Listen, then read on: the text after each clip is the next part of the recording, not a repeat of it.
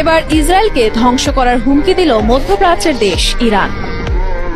শুধু তাই নয়, ইরানের এক আঘাতেই ধ্বংস হয়ে যাবে ইহুদিবাদী দেশ ইসরায়েল, বলেছেন ইরানের প্রেসিডেন্ট সাইয়েদ ইব্রাহিম রাইসি। তিনি আরো বলেন, ইহুদিবাদী ইসরায়েল যদি ইরানে কোনো ধরনের আগ্রাসন চালায় তাহলে এটি হবে ইসরায়েলের শেষ ভুল। কারণ হিসাবে তিনি বলেন, ইরানের পাল্টা হামলায় পৃথিবীর বুকে টিকে থাকার সামর্থ্য থাকবে না ইসরায়েলের। সাম্প্রতিক সময়ে তেল আবিব একাধিকবার ইরানের পরমাণু স্থাপনার উপর হামলা চালানোর হুমকি দেয়। শুধু তাই নয়, আমেরিকার সাহায্য ছাড়াই ইরানে হামলা চালাতে পারে তেল আবিব, কথাও বলেন ইসরায়েলি এক কর্মকর্তা। এর জবাবে ইরানের প্রেসিডেন্ট রাইসি ইসরায়েলকে এই হুঁশিয়ারি উচ্চারণ করেছেন। ইহুদিবাদী সরকারের হুমকি একটি ব্যর্থ বাগাড়ম্বর, যা কেউ বিশ্বাস করে না।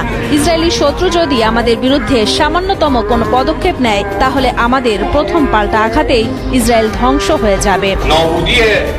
2 মে লেবাননের আল মায়াদিন টেলিভিশনকে দেয়া এক বিশেষ সাক্ষাৎকারে কথা বলেন ইরানের প্রেসিডেন্ট রাইসি। ইহুদিবাদী ইসরায়েল ইরানকে মোকাবেলা করার শক্তি রাখে না, এটি তেল আবিব নিজেও ভালো করে জানে বলে উল্লেখ করেন প্রেসিডেন্ট রাইসি। এ সময় তিনি আরো বলেন, ইসলামী প্রজাতন্ত্রের শক্তি এখন আর এ অঞ্চলের কারো কাছে অজানা নয়। ইরানের বিরুদ্ধে ইহুদিবাদী সরকারের যে কোনো মূর্খ আচরণ হবে এটির শেষ পদক্ষেপ। ইরানের পাল্টা হামলার প্রথম মুহূর্তটি সহ্য করাও ইসরায়েলের পক্ষে সম্ভব হবে না। দশকের পর দশক ধরে চলে আসছে ইরান ইসরায়েলের